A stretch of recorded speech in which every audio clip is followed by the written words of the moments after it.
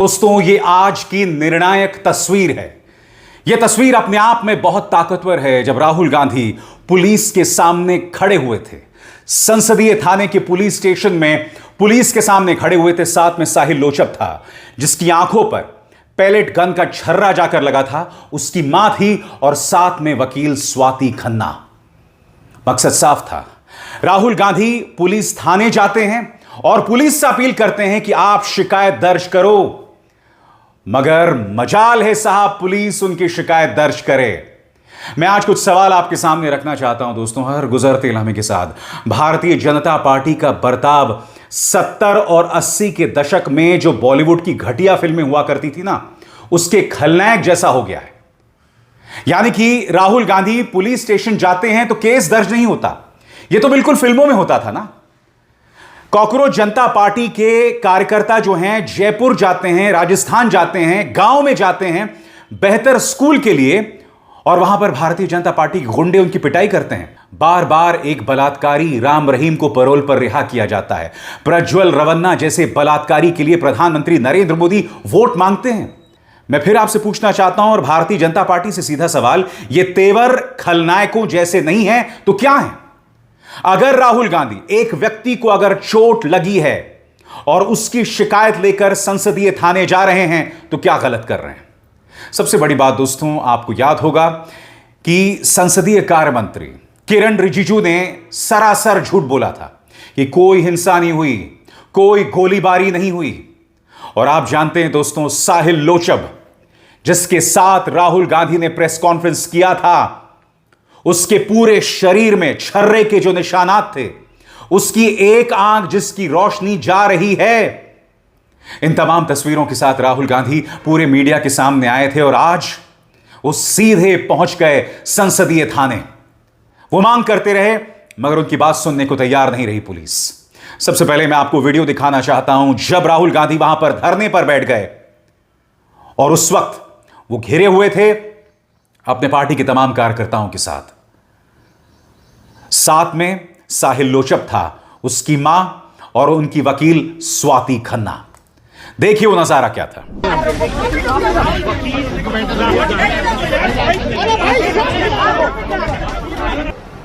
करिए जब तक होगा मैं नहीं जा रहा हूँ। कंप्लेंट से कहा कि सर रिसीविंग दे दीजिए हमें। नहीं, डीसीपी ऑफिस में क्या करना है? सर डीसीपी ऑफिस ही जाएगी, डीसीपी ऑफिस। डीसीपी ऑफिस कहाँ है? हमारा पहले बैठा। चलो वहाँ चलते हैं। Let's go. नमस्कार जी, कैसे हैं? नहीं, वो डीसीपी ऑफिस भेजा है।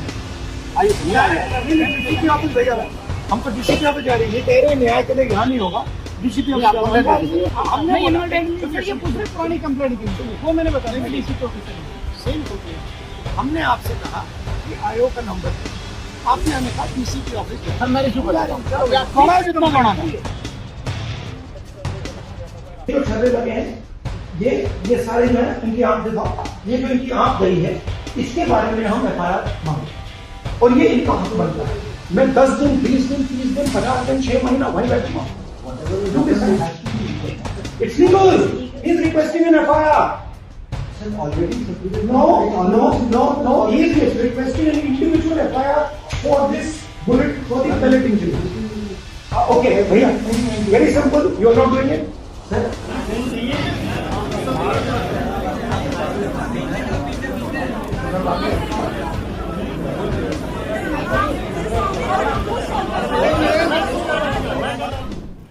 और कुछ देर बाद राहुल गांधी की बहन प्रियंका गांधी वाड्रा भी उनके साथ आकर खड़ी हो गईं, जिसके बाद राहुल गांधी की ताकत वहां पर दोगुनी हो गई।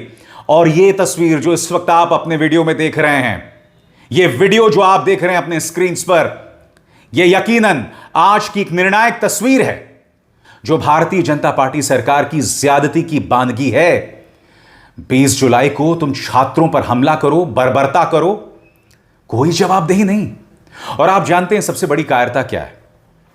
आज जब राहुल गांधी संसदीय थाने पहुंचे साहिल लोचब के साथ, उसी दिन रक्षा मंत्री मैदान में उतर जाते हैं। किस मुद्दे के साथ? वंदे मातरम।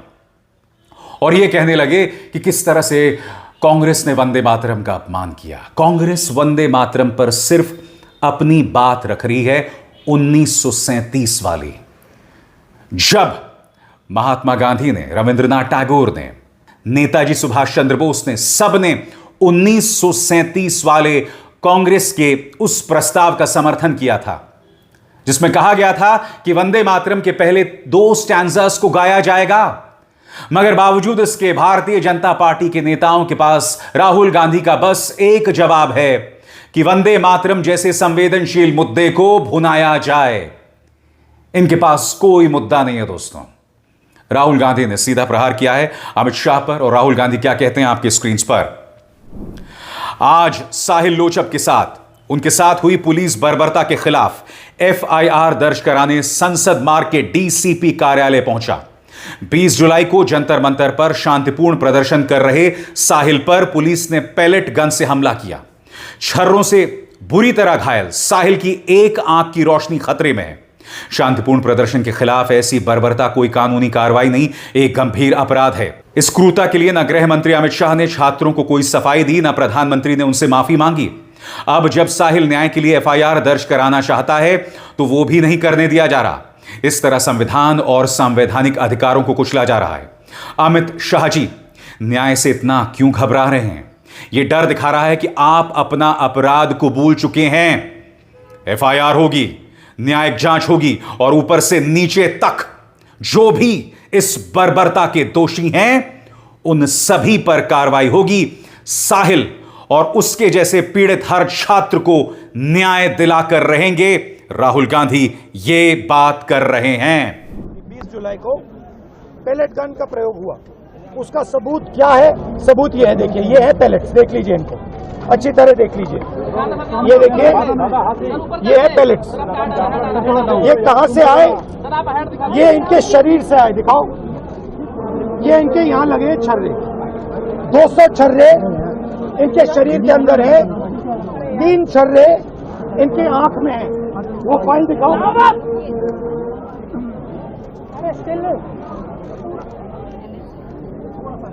ये है एम्स की रिपोर्ट, लेडी हार्डन की रिपोर्ट, जिसमें साफ लिखा है कि इनको एम्स की एरी, जिसमें साफ लिखा है कि इनके शरीर में 200 से ज्यादा छर्रे हैं, आंख में 3 छर्रे हैं, आंख इनकी खो गई है, उस आंख से वो नहीं देख पाएंगे, और इनके दिल के पास, बिल्कुल दिल के पास छर्रे हैं जो छुए नहीं जा सकते हैं। दिल्ली पुलिस ने कहा कि हमने छर्रे नहीं चलाए, तो एक ही सवाल है, अगर आपने नहीं चलाए तो किसी ने तो ये छर्रे चलाए होंगे। शायद किसी और ने इन पर छर्रे चला दिए, और अगर किसी और ने नहीं चलाए तो पता नहीं, शायद इन्होंने ही छर्रे चला दिए हों। मगर क्राइम तो हुआ है क्योंकि इनके शरीर में छर्रे हैं। हम सिर्फ ये कह रहे हैं कि FIR दर्ज कीजिए, FIR दर्ज कीजिए। हिंदुस्तान का एक युवा है, उनकी मम्मी यहाँ पे ज्योति खड़ी है, उनके पिता दीपक है, साहिल है ये, और हम सिर्फ ये कह रहे हैं कि प्लीज FIR दर्ज कीजिए। अंदर से हमें बताया जा रहा है कि देखिए ऊपर से ऑर्डर आया, FIR नहीं हो सकता है। सिंपल सी बात है, जब तक FIR नहीं होगा तब तक हम यहां से नहीं हिलने वाले हैं। सिंपल सी बात है, FIR करना होगा। इस देश में लाखों लोगों के साथ ये अन्याय होता है, महिलाओं के साथ होता है, जिनका रेप किया जाता है उनके साथ होता है, गरीबों पर यह किया जाता है, हर रोज किया जाता है, और ये नई दिल्ली में कनॉट प्लेस में आपकी आंखों के सामने किया जा रहा है। इसीलिए हम सिर्फ एक मांग है हमारी, FIR, DDR और जो इन्वेस्टिगेटिव ऑफिसर है उसका अब नाम हमें बता दीजिए, हम चले जाएंगे। हम सिर्फ इस परिवार के लिए न्याय मांग रहे हैं, और हमें बताया जा रहा है कि हिंदुस्तान में युवा पर गोली चलाई जा सकती है, दिखाइए, यहाँ दिखाइए, युवा पे गोली चलाई जा सकती है, मगर आंख दिखाइए,